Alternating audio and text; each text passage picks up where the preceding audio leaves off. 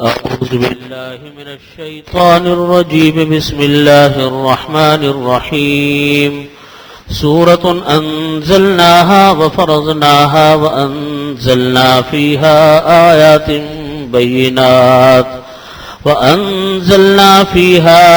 آيات بينات لعلكم تذكرون. الزانية والزاني فاجلدوا كل واحد منهما 100 جلدة ولا تأخذكم بهما رأفة في دين الله إن كنتم تؤمنون بالله واليوم الآخر وليشهد عذابهما طائفة من المؤمنين.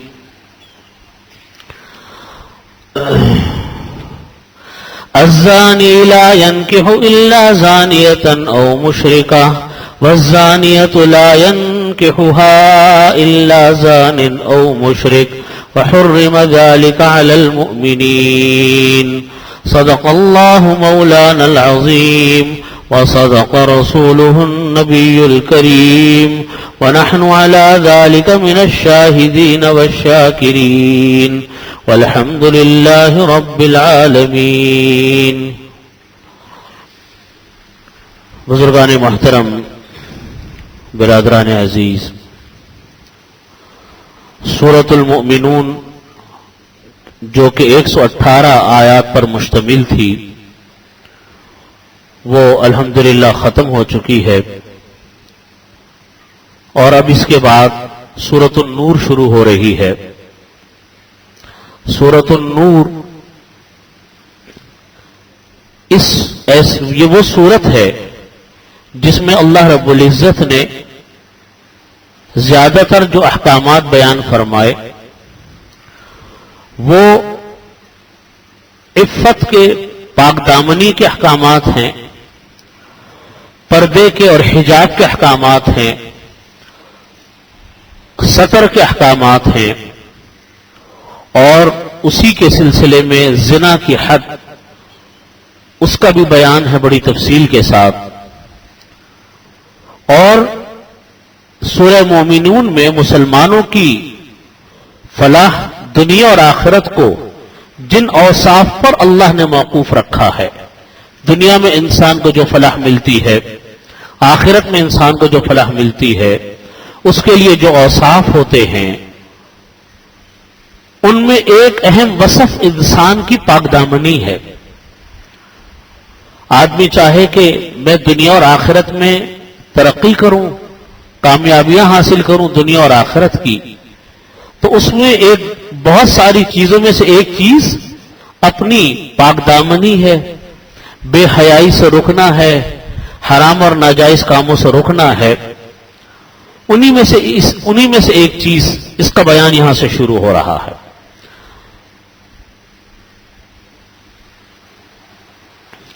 عورتوں کے لیے خاص طور پر اس سورت کی تعلیم کے احکامات آئے ہیں.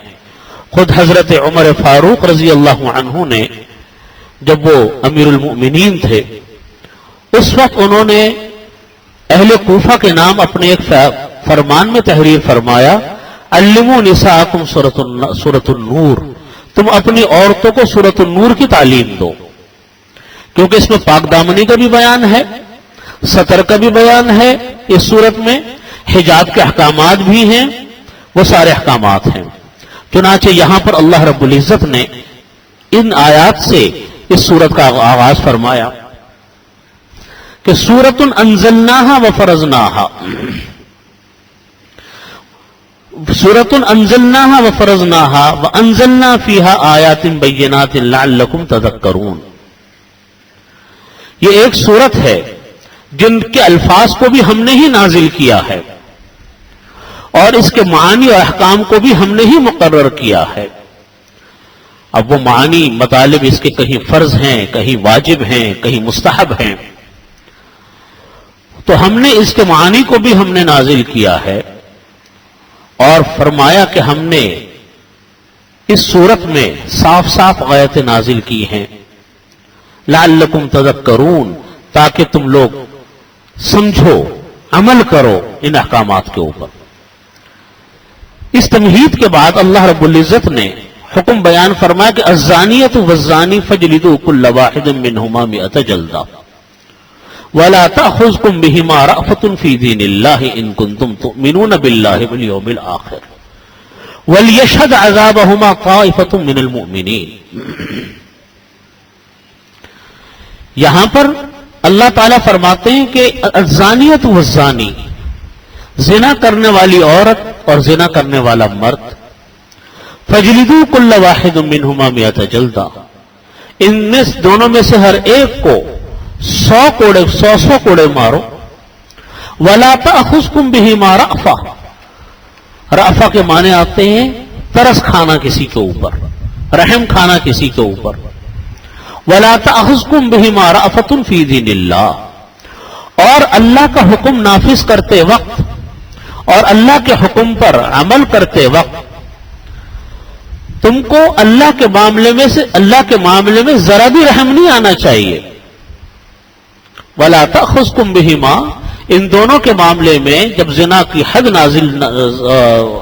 لازم کی جا رہی ہو، اس کے معاملے میں تمہیں کوئی رحم اور ترس نہیں آنا چاہیے اللہ کے معاملے میں۔ ان کنتم تؤمنون باللہ والیوم الآخر، اگر تم لوگ ایمان رکھتے ہو اللہ پر اور یوم آخرت پر۔ وَلْيَشْهَدْ عَذَابَهُمَا طَائِفَةٌ مِّنَ الْمُؤْمِنِينَ، فرمایا کہ اور جب ان کو کوڑے مارے جا رہے ہوں، زنا کی حد لگائی جا رہی ہو، تو مومنین کی ایک جماعت اس زنا کو دیکھے، اس زنا کی سزا کو دیکھے کہ دیکھو کس طریقے سے حد لگتی ہے، تاکہ لوگ عبرت حاصل کریں اور لوگ اس سے آئندہ اس کاموں سے بچیں۔ یہ ایک قرآن پاک کی آیت کا تو لفظی ترجمہ تھا۔ یہاں اللہ رب العزت نے ابتدائی آیات کے بعد جب زنا کا حد بیان فرمایا تو اس سے پہلے یہ بات سمجھ لیجئے کہ زنا کی جو سزا بیان کی گئی ہے، یہ اس لیے بیان کی یہاں پر سب سے پہلے کہ اصل چیز انسان کی پاک دامنی ہے، بے حیائی سے رکنا ہے، اور زنا جیسے کبیرہ اور بڑے گناہوں سے رکنا ہے۔ اور اس کی سزا بھی شریعت نے بڑی سخت مقرر کی، جو میں آگے جا کے عرض کروں گا کہ یہ سزا صرف غیر شادی شدہ لوگوں کی ہے، شادی شدہ لوگوں کی سزا الگ ہے جو آگے آ رہی ہے۔ سزا بھی بڑی سخت بیان فرمائی، اس کی شرائط بھی بڑی سخت ہے، سزا نافذ بھی بڑی سخت شرائط کے ساتھ ہوگی۔ لیکن یہ ایک گناہ وہ ہے زنا کا جو شریعت کی نظر میں انتہائی ناپسندیدہ، انتہائی کبیرہ گناہ اور سخت اللہ کے عذاب کو دعوت دینے والی چیز ہے۔ اور یہ ایک گناہ ہے تو ایک گناہ زنا کا، لیکن در حقیقت ان گنت گناہوں پر مشتمل ہے، ان گنت معاشرتی خرابیوں پر مشتمل ہے۔ اور اللہ بچائے اگر یہ سزا نہ ہوتی اور شریعت میں اس کی اتنا اہتمام نہ ہوتا تو پورا معاشرتی نظام ہمارا تباہ ہو جاتا، پورا معاشی نظام، پورا خاندانی نظام ہمارا، پورا معاشرتی نظام سب تباہ ہو جاتا۔ اس لیے شریعت نے اس کے لیے بڑے سخت سزائیں رکھی ہیں اور اس کی شرائط بھی بہت سخت رکھی ہے۔ یہاں تھوڑی سی میں تفصیل عرض کر دوں، پھر میں اس آیت کی تشریح پر جاؤں گا کہ دیکھیے 3 طرح کی چیزوں کا ذکر آتا ہے، ایک حدود، قصاص، دیت اور تعزیر، 4 قسم کی چیزیں ہیں۔ حدود ہیں، یہ حدود اللہ کے بیان کردہ ہیں، قرآن پاک میں اللہ تعالی نے بیان فرمائی، جس کو کہتے ہیں حد نافذ کرنا۔ اور یہ کل 4 قسم کی چیزوں پر حد نافذ ہوتی ہے، 4 قسم کے گناہوں پر حد نافذ ہوتی ہے، اور سزا بھی اس کی متعین ہے۔ نمبر 1 چوری، نمبر 2 کسی پاک دامن عورت کے اوپر زنا کی تہمت لگانا، نمبر 3 شراب پینا، نمبر 4 زنا کرنا۔ چوری کی سزا ہاتھ کاٹنا شریعت میں. پاک دامن عورتوں پر تہمت لگانا، اس کی سزا 80 کوڑے ہیں. سزا شراب کی بھی یہی حد ہے 80 کوڑے. اور زنا کی حد ہے غیر شادی شدہ مرد عورت کے لیے 100 کوڑے، اور شادی شدہ مرد عورت ہوں یا دونوں میں سے کوئی ایک شادی شدہ ہو تو جو شادی شدہ ہوگا اس کے لیے سزا ہے پتھر مار مار کر اس کو جان سے مار دینا، جس کو سنسار کہتے ہیں، رجم کہتے ہیں. یہ 4 سزائیں ہیں شریعت میں جن کو حدود کہا جاتا. اس میں کسی انسان کی عقل کو، کسی کے خرد کو، کسی کے قیاس کو کوئی دخل نہیں.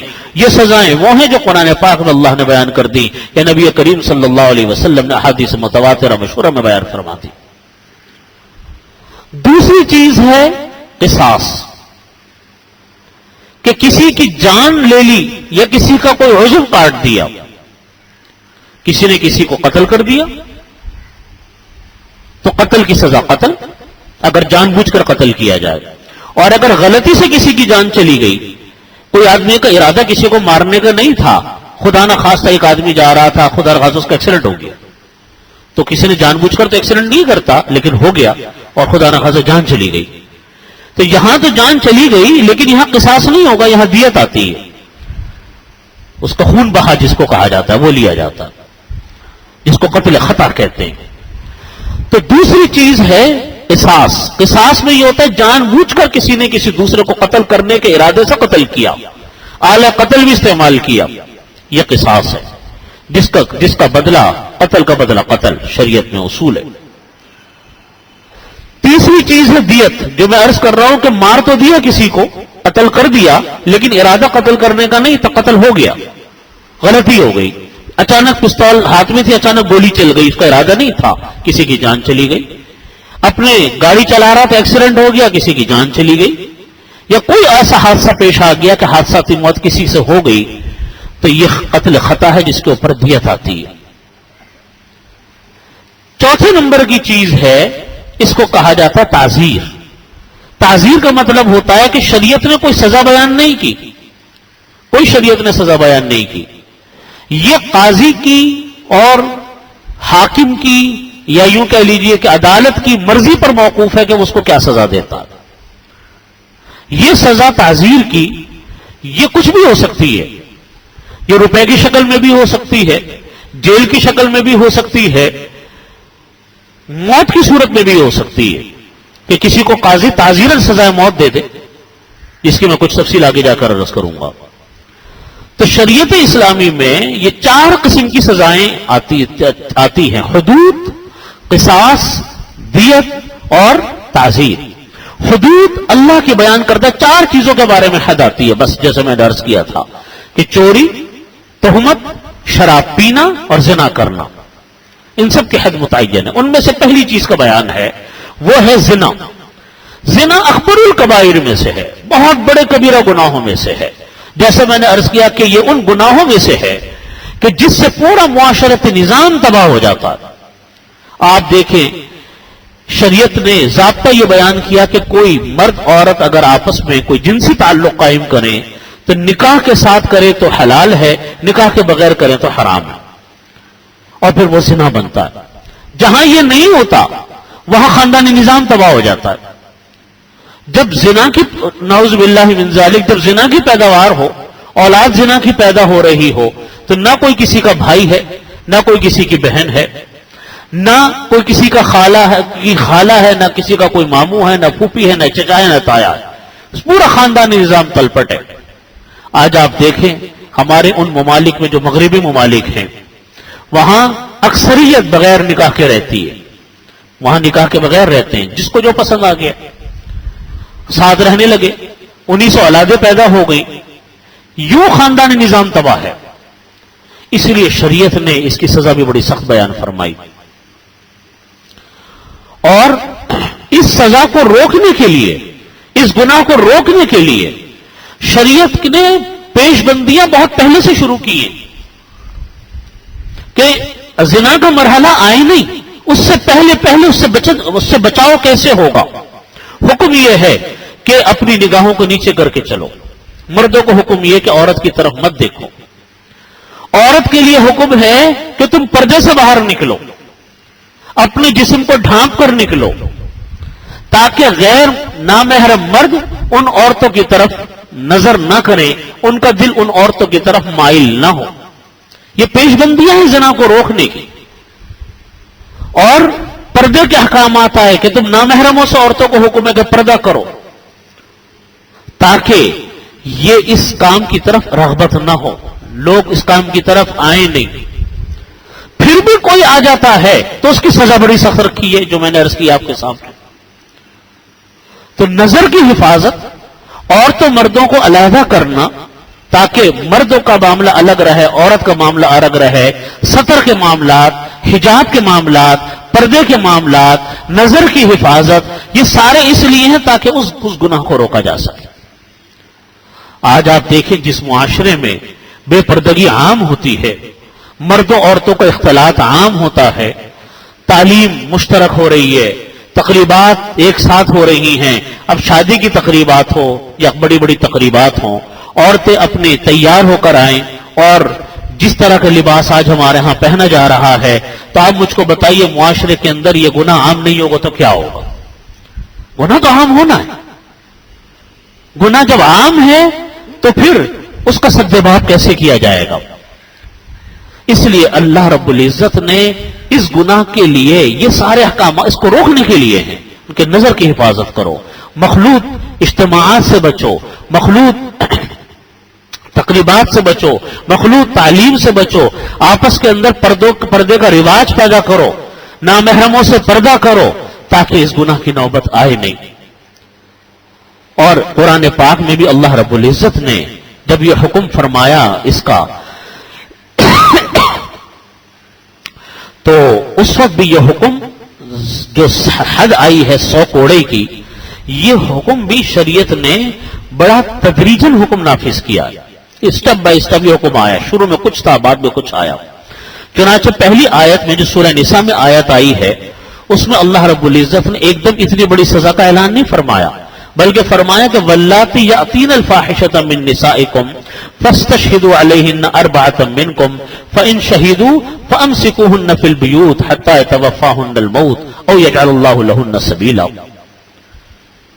واللذان یاتیانہا منکم فعاذوہما فان تابا واصلحا فاعرضوا عنہما ان اللہ کان توابا رحیما. یہ پہلی شروع میں حکم آیا. کیا حکم تھا؟ کہ وہ عورتیں یا مرد جو کوئی بدکاری کریں تمہاری عورتوں میں سے تو ان پر تم گواہ لاؤ 4 مرد، اپنے لوگوں میں سے 4 مرد لے کر آؤ جو اس کی گواہی دیں. پھر اگر وہ گواہی دے دیں تو ان عورتوں کو گھروں میں مقید رکھو یہاں تک کہ اللہ ان کو اٹھا لے یا ان کے لیے کوئی اور سبیل پیدا کر دے. پہلے حکم یہ تھا کہ ان کو بند رکھو، ان کی سزا یہ ہے، یا اللہ ان کے لیے کوئی اور سبیل پیدا کرے.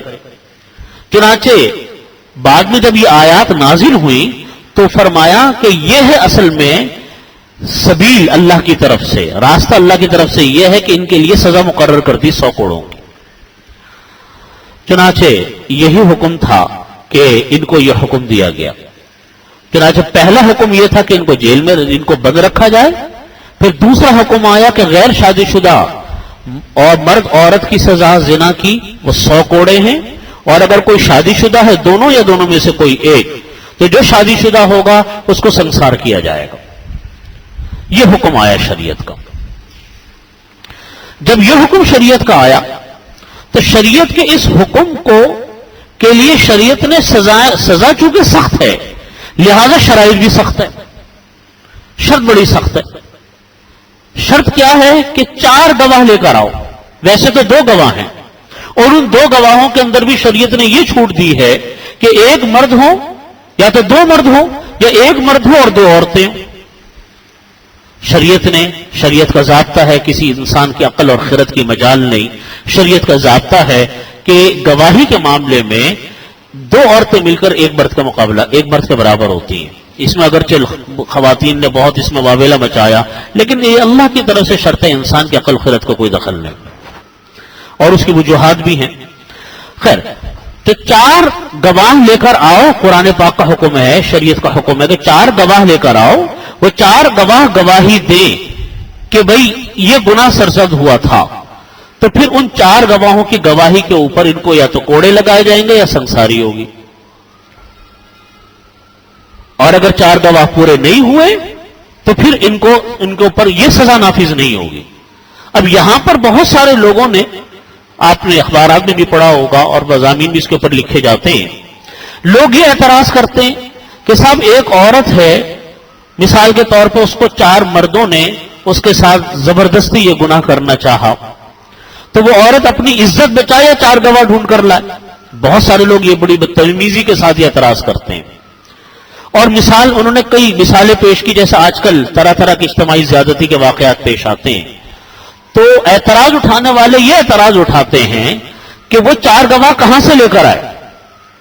تو اس کا جواب یہ ہے کہ اگر گواہی پوری نہ ہو، مثال کے طور پہ 4 گواہ اس عورت کے نہیں ملے، 2 گواہ مل گئے، اور قاضی کو یقین ہے اس بات کا کہ واقعتاً اس نے جرم کیا ہے ان مردوں نے عورت کے ساتھ، اور گواہ پورے نہیں ہیں، تو قاضی یا عدالت ان کو یہ حد تو نہیں لگا سکتی، لیکن تعزیری سزا دے سکتی ہے. میں نے عرض کیا تھا کہ تعزیری سزا کا مطلب ہوتا ہے کہ اپنی ثوابدید سے، اپنے اختیار سے عدالت کوئی بھی سزا دے دے. سزائے موت بھی دے سکتی ہے، سزائے موت بھی دے سکتی ہے. تو اگر اب وہ عدالت یہ دیکھے کہ واقعی انہوں نے یہ کیا، اگرچہ ان کے پاس تعداد پوری نہیں ہے، تو پھر ایسی صورت کے اندر ان کو وہ جو دل چاہے سزا دے، سزائے موت دے یا عمر قید کی سزا دے یا کتنے سال جیل میں رکھنے کی سزا دے، لیکن وہ سزا دے سکتی ہے. اس لیے شریعت کا یہ حکم جو ہے یہ اپنی جگہ کے اوپر ایک اٹل ہے. تو 3 درجوں کے اندر یہ سزائیں آئیں. پہلے نمبر کے اوپر ان کو جیل ان کو بند رکھنا، دوسرے نمبر پر 100 کوڑے، تیسرے نمبر کے اوپر نبی کریم صلی اللہ علیہ وسلم نے فرمایا کہ ان کو رجم کیا جائے گا، سنسار کیا جائے گا. چنانچہ خود نبی کریم صلی اللہ علیہ وسلم کے زمانے میں ایک صحابی تھے حضرت ماعز رضی اللہ عنہ. انہوں نے آ کر اقرار کیا کہ یا رسول اللہ میرے سے یہ گناہ ہوا. تو نبی کریم صلی اللہ علیہ وسلم، پورا لمبا واقعہ آتا ہے، تو نبی کریم صلی اللہ علیہ وسلم نے منہ پھیر لیا. آپ نے فرمایا کہ نہیں، تم نے یہ گناہ نہیں کیا ہوگا، کوئی اور گناہ کیا ہوگا. پھر وہ دوسری طرف سے آئے، انہوں نے کہا کہ نہیں یا رسول اللہ میرے سے یہ گناہ ہوا. پھر آپ نے منہ پھیر لیا اور آپ نے کہا کہ نہیں، تم سے یہ گناہ نہیں ہوا ہوگا، کچھ اور کیا ہوگا تم نے. پھر تیسری مرتبہ وہ آئے، آپ نے رخ پھیر لیا. آپ نے پھر ان کو یہ کہا. جب چوتھی دفعہ آئے تو پھر نبی کریم صلی اللہ علیہ وسلم ان کے بات کی سماعت فرمائی. پھر جب انہوں نے اقرار پر وہ اپنے جمے رہے تو پھر نبی کریم صلی اللہ علیہ وسلم نے ان کے اوپر حد زنا یعنی رجم کی سزا ان کے اوپر لازم کی اور پھر ان کو سنسار کر کے مارا گیا. دوسرا واقعہ امرأہ غامدیہ کا پیش آیا خود نبی کریم صلی اللہ علیہ وسلم کے حیات طیبہ میں. ایک عورت تھی، جب اس سے یہ گناہ ہوا تو نبی کریم صلی اللہ علیہ وسلم کے پاس وہ آئی تو آپ نے یہی کیا کہ اس کو کہا کہ نہیں، تم سے یہ گناہ نہیں ہوا ہوگا، یہ نہیں ہوا ہوگا. 4 مرتبہ جب وہ آئی تو آپ نے پوچھا کہ کس طرح ہوا، کیا ہوا، ساری باتیں سنی. جب وہ اپنے اقرار پر رہی تو پتہ چلا کہ وہ عورت حمل سے ہے. تو آپ صلی اللہ علیہ وسلم نے فرمایا کہ اس حالت میں تمہیں سزا نہیں دے سکتا، اس لیے کہ تمہارے ساتھ اب ایک انسانی جان اور بھی ہے. لہٰذا نبی کریم صلی اللہ علیہ وسلم نے اس کو کہا کہ جب تک تمہارے ہاں یہ ولادت نہ ہو اس وقت تک میں تمہاری سزا نہیں نافذ لازم کی جائے گی. اب اگر وہ عورت نہ آتی تو نبی کریم صلی اللہ علیہ وسلم بھی نہ پوچھتے، کیونکہ قرار تھا، کوئی عدالتی گواہی کے ذریعے سے سزا نہیں ہو رہی تھی، قرار کے ذریعے سے ہو رہی تھی. جب بچے کی پیدائش ہو گئی تو پھر وہ خاتون دوبارہ تشریف لائیں، حضرت امرأہ غامدیہ وہ آئیں اور آ کر انہوں نے کہا کہ یا رسول اللہ تو میرا بچہ پیدا ہو گیا، اب آپ مجھے سزا دے دیجئے تاکہ میں اپنے گناہ جو میرے سے ہوا اس سے میں کسی طرح پاک صاف ہو جاؤں. تو آپ نے فرمایا کہ ابھی تو تمہارا بچہ چھوٹا ہے، دودھ پیتا بچہ ہے، اس بچے کو تو ماں کی ضرورت ہے، ماں کے دودھ کی ضرورت ہے. اگر تمہیں سزا دے دی گئی تو بچے کا کیا بنے گا؟ آپ نے فرمایا کہ جاؤ اس کو دودھ کی مدت جو 2-2.5 سال ہے وہ پوری کر کے آؤ. وہ عورت واپس چلی گئی. پھر وہ جب بچہ ذرا بڑا ہوا اور دودھ کی مدت ختم ہوئی اور کچھ کھانے پینے لگا تو وہ عورت اس بچے کو گود میں اٹھا کر لائی تو اس کے ہاتھ میں روٹی کا ٹکڑا تھا بچے کے ہاتھ میں. آپ نے اس عورت نے کہا کہ یا رسول اللہ دیکھیے بچہ جو ہے اب یہ روٹی کھانے کے قابل ہو گیا. تو پھر آپ نے اس کے اوپر یہ سزا نافذ کی، سنساری کی. تو یہ سزا جو ہے ایسی سزائیں ہیں جو خود نبی کریم صلی اللہ علیہ وسلم نے اپنے حکم سے اپنی حیات طیبہ میں یہ سزائیں نافذ کی. تو یہ سزا کے طریقے ہیں جس کو قرآن کریم نے بیان فرمایا کہ یہ سزا بھی سخت ہے، اور اس سزا کا جو نافذ ہوتی ہے وہ بھی بڑی سخت سزاؤں کے ساتھ ہوتی ہے.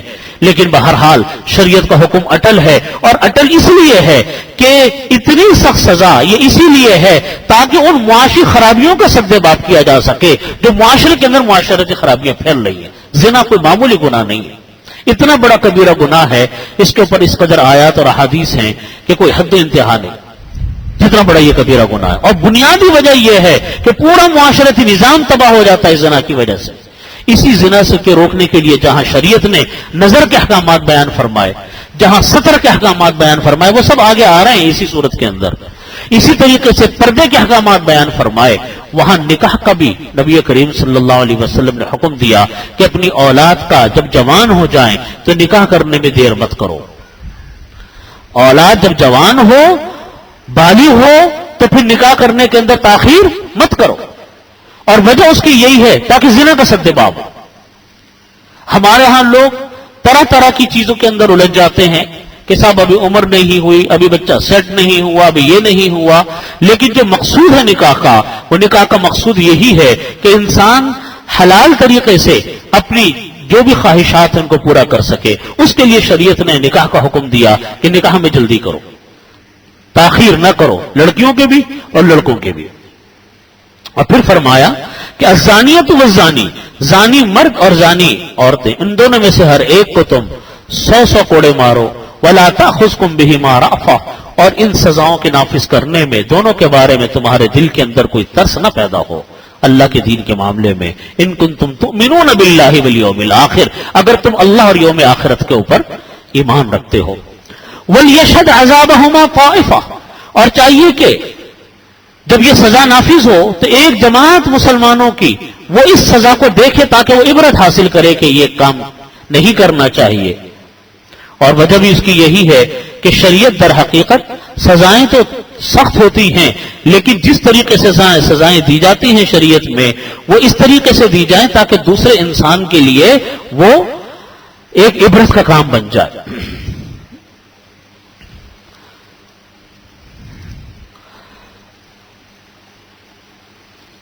الزانی لا، آگے فرمایا کہ الزانی لا ينکح الا زانیۃ او مشرکہ والزانیۃ لا ينکحها الا زان او مشرک وحرم ذلك علی المؤمنین. فرمایا کہ زانی مرد وہ نہیں نکاح کرتا مگر زانیہ عورت سے یا مشرکہ سے، اور زانیہ عورت وہ نکاح نہیں کرتی زانی مرد یا زانی یا مشرک مرد سے. وحرم ذلك علی المؤمنین، اور یہ زنا کے کام مومنین کے اوپر حرام کر دیے گئے.